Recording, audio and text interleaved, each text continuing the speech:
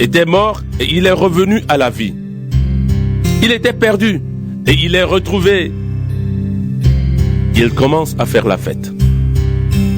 Pendant ce temps, le fils aîné travaillait dans les champs. Quand il revient et s'approche de la maison, il entend de la musique et des danses. Il appelle un des serviteurs et il lui demande ce qui se passe. Le serviteur lui répond: « C'est ton frère qui est arrivé. Et ton père a fait tuer le gros veau parce qu'il a retrouvé son fils en bonne santé. » Alors le fils aîné se met en colère et il ne veut pas entrer dans la maison. Le père sort pour lui demander d'entrer, mais le fils aîné répond à son père: « Écoute, depuis de nombreuses années, je travaille pour toi. Je n'ai jamais refusé d'obéir à tes ordres. Pourtant, tu ne m'as jamais donné une petite chèvre pour faire la fête avec mes amis. Ton fils qui est là a mangé tout ton argent avec des filles. Mais quand il arrive, tu fais tuer le gros veau pour lui. » Le père lui répond: « Mon enfant, toi, tu es toujours avec moi, et tout ce qui est à moi est à toi. Mais il fallait faire la fête et nous réjouir. En effet, ton frère qui est là était mort et il est revenu à la vie. Il était perdu et il est retrouvé. » Luc chapitre 16. Jésus raconte cette histoire à ses disciples. Un homme riche a un serviteur responsable de sa maison. Des gens viennent lui dire: « Ton serviteur gaspille toutes tes richesses. » Alors le maître appelle son serviteur et il lui dit: « Qu'est-ce que j'entends dire de toi? Rends-moi tous les comptes de la maison. Maintenant, tu ne pourras plus t'occuper de mes affaires. » Le serviteur se dit: « Mon maître ne veut plus que je m'occupe de ses affaires. Qu'est-ce que je vais faire? Travailler la terre? Je n'en ai pas la force. Devenir mendiant? J'en ai honte. Je sais ce que je vais faire. Alors, quand mon maître va me retirer mon travail, des gens me recevront chez eux. » Et il appelle un par un tous ceux qui doivent quelque chose à son maître. Il demande au premier: « Tu dois combien à mon maître? » L'homme lui répond: « 100 tonneaux d'huile. » Le serviteur lui dit: « Voici ton papier. Vite, assieds-toi et écris 50. » Ensuite, le serviteur demande à un autre: « Et toi, tu dois combien? » L'homme lui répond: « 100 sacs de grains. » Le serviteur lui dit: « Voici ton papier. Écris 80. » Alors, le maître dit du bien de ce serviteur malhonnête parce qu'il a été habile. Les gens de ce monde sont plus habiles entre eux que ceux qui appartiennent à la lumière. Jésus ajoute: « Et moi je vous dis, faites-vous des amis avec l'argent trompeur. Ainsi, quand l'argent n'existera plus, Dieu vous recevra dans sa maison pour toujours. Quand on peut faire confiance à quelqu'un pour une toute petite chose, on peut lui faire confiance aussi pour une grande. Et quand on est malhonnête pour une toute petite chose, on est malhonnête aussi pour une grande. C'est pourquoi, si on ne peut pas vous faire confiance pour l'argent trompeur, qui va vous confier les vraies richesses? Et si on ne peut pas vous faire confiance pour les richesses qui ne sont pas à vous, qui va vous confier ce qui est à vous? Aucun serviteur ne peut servir deux maîtres. En effet, ou bien il détestera l'un et il aimera l'autre, ou bien il sera fidèle à l'un et il méprisera l'autre. Vous ne pouvez pas servir à la fois Dieu et l'argent. » Les pharisiens qui aiment l'argent entendent tout cela et ils se moquent de Jésus. Jésus leur dit: « Vous faites croire aux gens que vous êtes justes. Mais Dieu connaît vos cœurs. Oui, ce qui paraît important pour les hommes c'est une chose horrible pour Dieu. Jusqu'à Jean-Baptiste, c'était le temps de la loi de Moïse et des prophètes. Mais depuis Jean-Baptiste, on annonce la bonne nouvelle du royaume de Dieu et tous font des efforts pour entrer dans le royaume. Pourtant, le ciel et la terre disparaîtront plus facilement qu'une seule petite lettre du texte de la loi. Quand un homme renvoie sa femme et se marie avec une autre, il fait un adultère. Et quand un homme se marie avec une femme renvoyée, il fait un adultère. Ensuite, Jésus raconte cette histoire. Il y a un homme riche qui s'habille avec des vêtements très beaux et très chers. Chaque jour, il fait une grande fête. Un pauvre, appelé Lazare, est couché devant la porte du riche. Il est couvert de plaies. Il a très envie de manger ce qui tombe de la table du riche. Mais ce sont plutôt les chiens qui viennent lécher ses plaies. Un jour, le pauvre meurt. Les anges l'emportent près d'Abraham.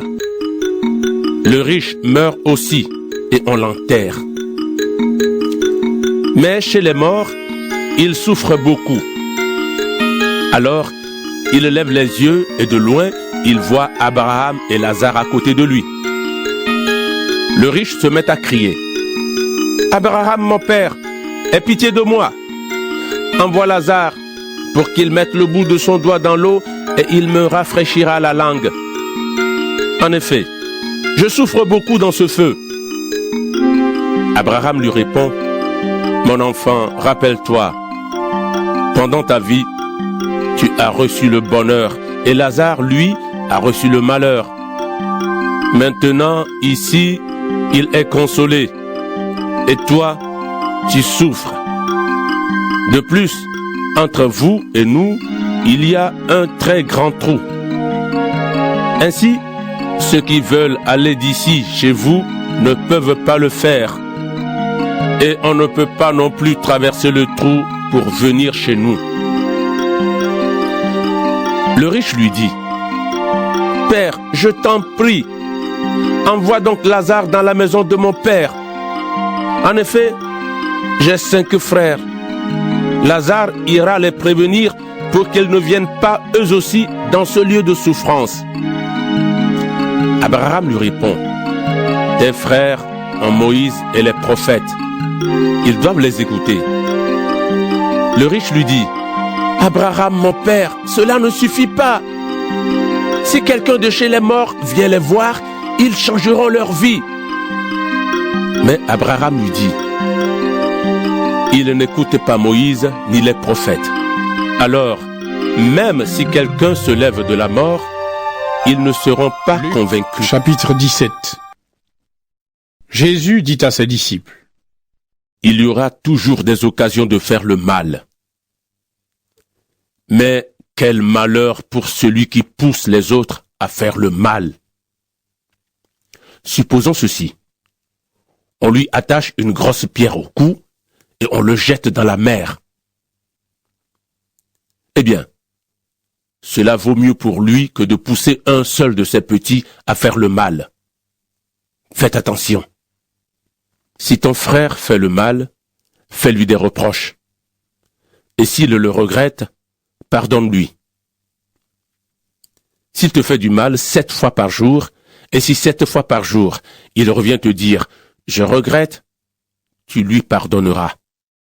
Les apôtres disent au Seigneur, « Donne-nous une foi plus grande. » Le Seigneur répond, « Si votre foi est aussi petite qu'une graine, vous pouvez dire à cet arbre, « Arrache tes racines d'ici et va te planter dans la mer. » Il vous obéira. Supposons ceci. L'un de vous a un serviteur. Il laboure les champs ou il garde les troupeaux. Quand le serviteur revient des champs, vous ne lui dites pas « Va vite manger ». Au contraire, vous lui dites « Prépare mon repas ». Ensuite, change de vêtements viens me servir pendant que je mange et que je bois. Après, tu mangeras et tu boiras à ton tour. Vous ne remerciez pas votre serviteur parce qu'il a fait ce que vous avez commandé. C'est la même chose pour vous maintenant. Quand vous faites tout ce que Dieu vous commande, dites, nous sommes des serviteurs ordinaires. Nous avons fait seulement ce que nous devions faire. Jésus marche vers Jérusalem. Il traverse la Samarie et la Galilée. Il entre dans un village et 10 lépreux viennent à sa rencontre. Ils restent assez loin de Jésus et ils se mettent à crier. Jésus, Maître, aie pitié de nous! Aie pitié de nous! Jésus les voit et il leur dit. Allez vous montrer aux prêtres. Pendant qu'ils y vont, ils sont guéris. Quand l'un d'eux voit qu'il est guéri, il revient et à pleine voix, il dit « Gloire à Dieu !» Il se jette aux pieds de Jésus, le front sur le sol, et il le remercie. Cet homme est un Samaritain. Alors Jésus dit « Tous les 10 ont été guéris. Et les 9 autres, où sont-ils? Parmi eux tous, personne n'est revenu pour dire « Gloire à Dieu ». Il n'y a que 7 étrangers.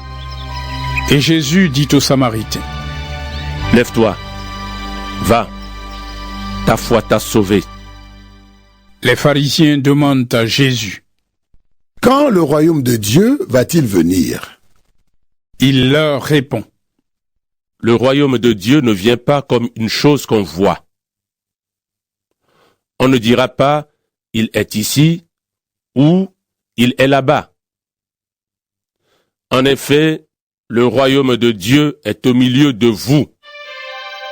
Ensuite, Jésus dit à ses disciples, « Le moment va venir où vous désirerez voir le Fils de l'homme, au moins pendant un jour, et vous ne le verrez pas.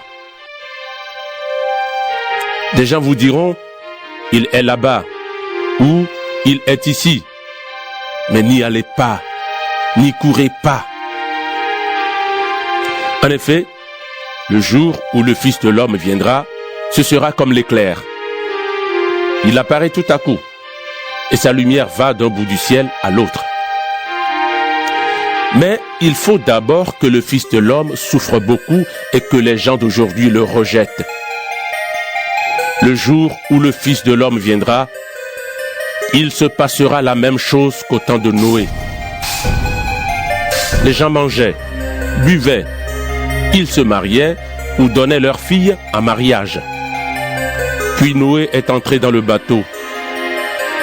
Il y a eu une grande inondation et tous ces gens sont morts. Ou bien, il se passera la même chose qu'au temps de Lot. Les gens mangeaient et buvaient, achetaient et vendaient, plantaient et construisaient. Mais le jour où Lot a quitté Sodome, Dieu a fait tomber du ciel une pluie de feu et de poussière brûlante. Et tous ces gens sont morts. Le jour où le Fils de l'homme apparaîtra, il se passera la même chose. Ce jour-là, celui qui sera sur la terrasse ne devra pas descendre pour aller chercher ses affaires dans sa maison. Et celui qui sera dans son champ ne devra pas retourner chez lui. Rappelez-vous la femme de Lot. Celui qui cherche à garder sa vie la perdra. Celui qui perd sa vie la conservera. Oui, je vous le dis, cette nuit-là, 2 personnes seront sur le même lit. On prendra l'une et on laissera l'autre. 2 femmes seront en train d'écraser du grain ensemble. On prendra l'une et on laissera l'autre. Les disciples demandent à Jésus, « Seigneur, cela se passera à quel endroit ?» Il leur répond, « Là où il y aura le cadavre, les charognards se rassembleront. Luc, chapitre 18.